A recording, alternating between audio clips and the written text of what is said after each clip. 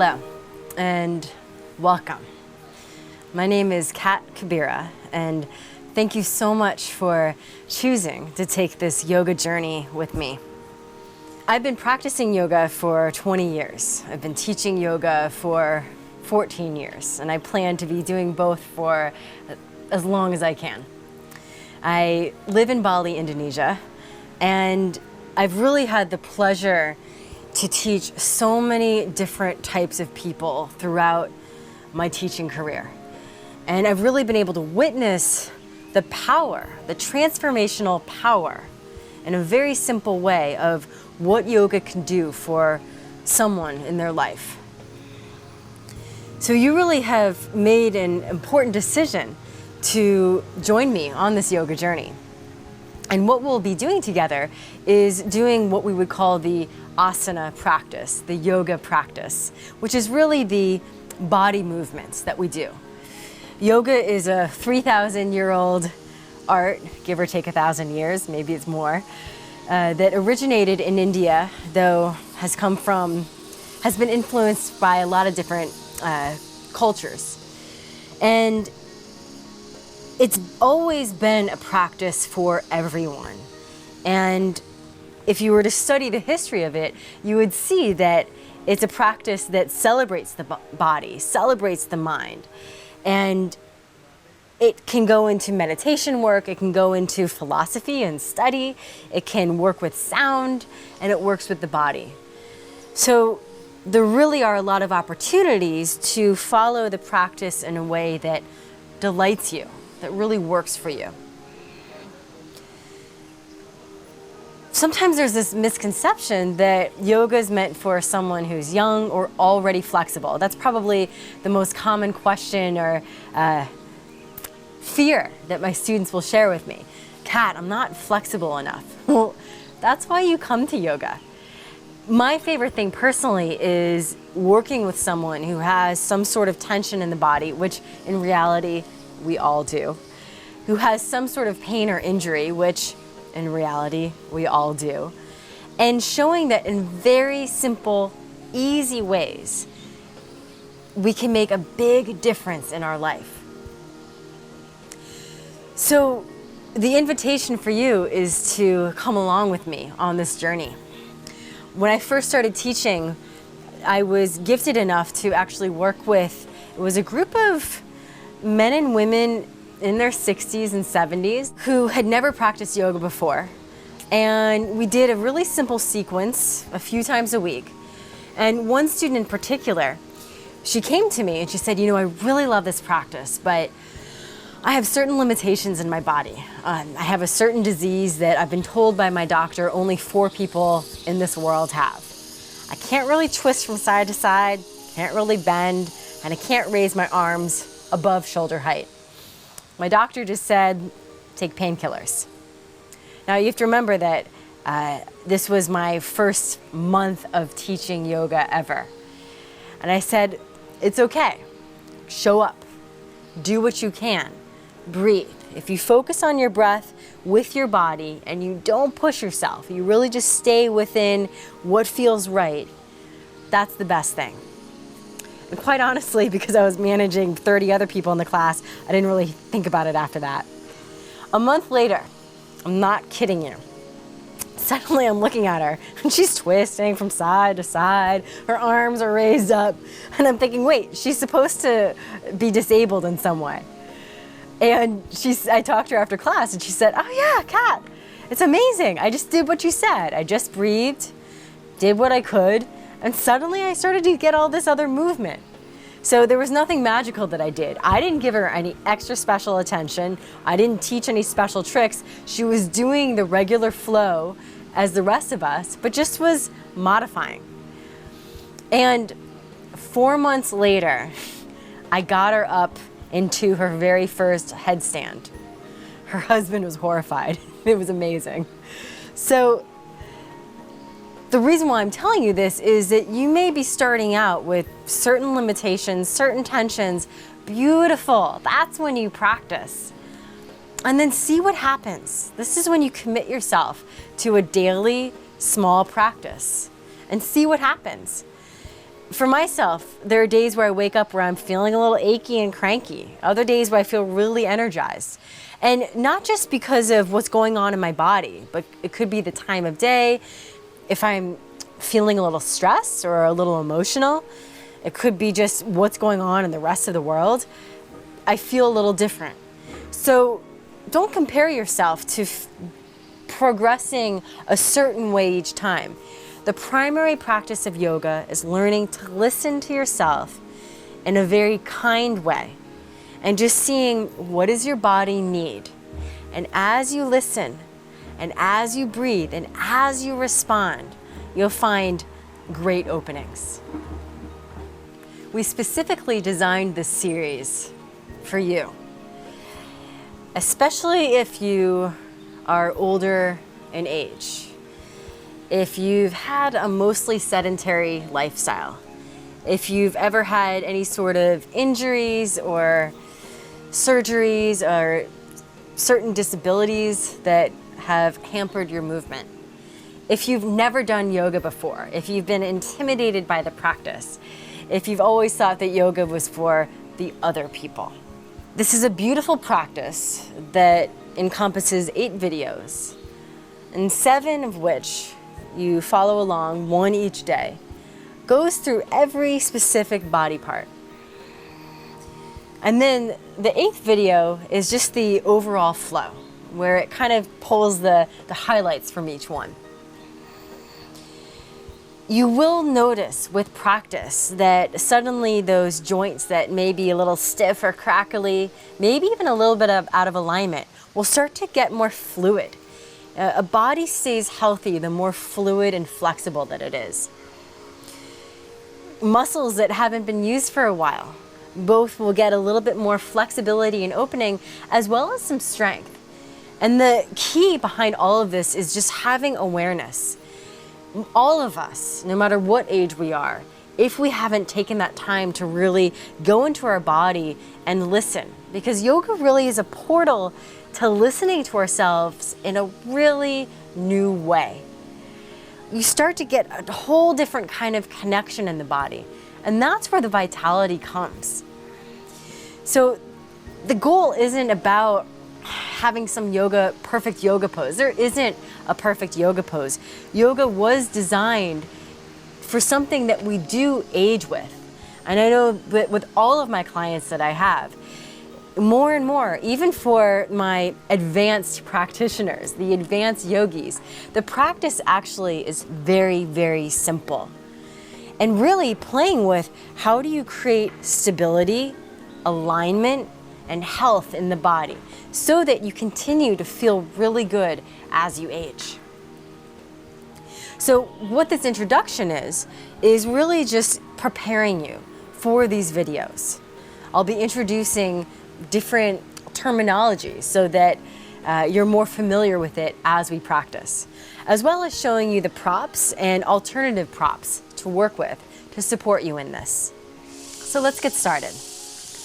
What I'll cover is terminology that you'll encounter during our practices, just to familiarize you a little bit more, as well as props and alternative props and just different ways to support yourself. And also just the best way to approach this practice so that you get the most out of it. I'll start actually with giving you the structure of the practice. Each time you'll notice that I'll have you start with some sort of breathing practice. I never actually mentioned this, but it's actually called pranayama, or an opening meditation. Meditation is another way to think of a way to focus, center, and ground yourself. You know, no matter what we've been doing, it always is kind of a shift of a changing of the gears when we get on the mat to begin our practice. So you'll notice that I'll have you sitting. You can sit on a chair, sit on some sort of pillow, you can stand up, you can lay down. Something where you can just turn inwards, shut off. So make sure your phone is off, make sure that the television's off, the computer's off, so that this really is the time for you to listen to yourself. If you can, even do it in a room where no one else is, so that you can really go inside. Then we'll have what I call the asana practice. Asana simply means yoga posture. So you'll even hear me throw out a couple yoga names, such as tree pose, vrikshasana, standing pose, mountain, tadasana. So that asana just simply means posture. At the very end of every practice, we'll do something called shavasana. And shavasana actually means corpse pose. Really what we're doing at the very end of the practice, in order to really get the most out of it, is we're taking that moment to digest, to relax, to integrate all of the movement, all of the breath. And usually we're laying there for 5 to 10 minutes. Sometimes if you have the time, lay down for a little bit more. You can almost think about it that every moment we have an opportunity to let go. So let's say you're getting on the mat for the first time. This is your first week or first day ever of practicing. And you've got years of tension and stress and just poor habits stuck in your body, old emotions. So in a way, you could think about that you're just letting go of those things. So that's where the dying, the releasing comes in, where you're just letting go of all this stuff. I guarantee that you're gonna feel quite different after your first yoga practice. What amazes me is even doing one yoga pose mindfully can make a huge difference. So really pay attention to that, how you'll feel taller, looser, lighter, happier, more grounded, simply from a very small commitment that you make to yourself every day. What you'll also encounter while we're practicing are these different props. Now, let me tell you something. Like I mentioned before, I've been practicing for 20 years. I didn't own a yoga mat until I started teaching. So don't even feel like you need to go out and buy a yoga mat. All of these things can be designed just lying on the ground, lying on blankets, towels, standing on the ground. After you continue to practice, if you want to buy a yoga mat, go for it. So don't feel like you need to buy anything. My favorite thing is when I go and teach privates at my clients' houses, and just on the fly, I have to find things. So I've found through the years that pillows, couch cushions, books, couches, bathtubs, I mean, you can really use anything that works for you in your home. So you'll hear me use and talk about blocks. There are so many different kinds out there. It's just a way to stabilize and support. If you don't have blocks, hopefully you haven't gone so electronic where you don't own any more books anymore. Use books. The bigger, thicker ones are the better ones. Those will be fantastic. They're just as good as blocks. So you can use books or a block. And you'll notice that they're about the same size. Sometimes we need a strap. If you don't have a strap, use a belt. If you don't have a belt, use a tie. If you don't have a tie, use a scarf. Again, just something to grab onto if you find that you have what I would call your arms are a little too short for that moment. I'm a big fan of padding. So blankets, towels, cushions, fantastic. These will go underneath your knees if your knees are a little sensitive. This is called a bolster, but you could use this or even any kind of cushion or pillow you get. So something from your couch, something from your bed. And all of our bodies are different. I've never met anyone or taught anyone who has the same body. And I find that for every single person, everybody needs just something a little different. So this is really your practice and your play, is finding out what do you need as the best support. And what I found, I remember I was teaching yoga in the park years ago. And I had actually an elderly gentleman that came to my class. And he kind of watched, because it was 20-minute classes as we went on. And as he watched from the side, he kept saying to me, I can't do that. I can't even sit cross-legged. I don't know if I can do this. And I said, just try this out. So we did this really simple series. He popped into the next class. Again, there were maybe 30 or 40 people in it. And we were on the grass. I don't think he even had anything underneath him. And we didn't start out sitting. We actually started laying down. At the very end of the practice, he was so surprised because he got up and he just sat cross-legged. So it is pretty beautiful to see, just by doing these practices, the body opens up. So when you approach your practice, there's something in yoga that we call ahimsa, non-violence. And it's really the practice of, first and foremost, without even thinking about anyone else, without getting too philosophical, being kind to yourself. With all the different kinds of people, ages, cultures I've met and I've taught and I've interacted with deeply through the years, I've never met anyone who's too kind to themselves. So that really is the primary foundation, is really making this a practice of self-love, of nourishment, self-support, congratulating yourself, being your own best friend, being the best supporter. I know for myself personally, I had to watch myself on the mat. If there were other people in the class, how I'd compare myself all the time. This person's better than me. They're more flexible. They're stronger. They're more connected.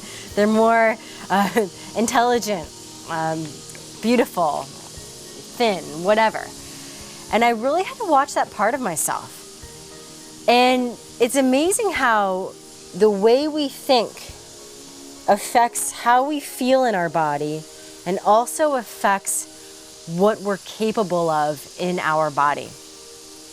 So if you find yourself saying while you're practicing, there is no way I can do this, you're already setting yourself up for some sort of failure. For me, the reason why I love yoga is because of how it was a simple practice that I committed to, and by showing up every day, I found big results. I was never one of those naturally flexible people. I had a lot of pain in my body. I was pretty insecure. I really doubted myself. I didn't believe in myself. I honestly didn't even know where my body was most of the time. So I had to deal with that part of me that was really disconnected and insecure and not so strong and not so flexible. But I found that as I watched my self-talk and as I became really supportive of myself and just willing to experiment and play, suddenly huge results happened. So you'll notice that in one of the videos, on the balance one, I talk about the importance of your drishti, or your focus. So drishti, there's a lot of different translations for the same word. It's your focus, it's your eye gaze.